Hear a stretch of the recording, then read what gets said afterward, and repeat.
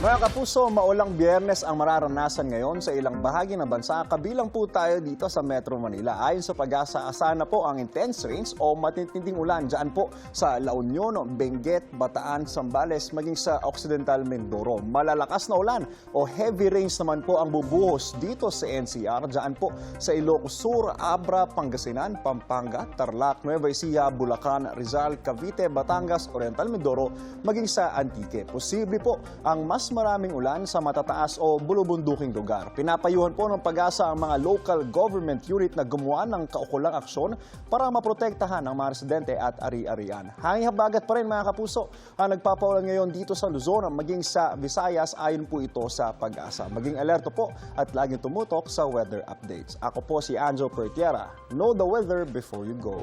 Para mag-safe lagi, mga kapuso.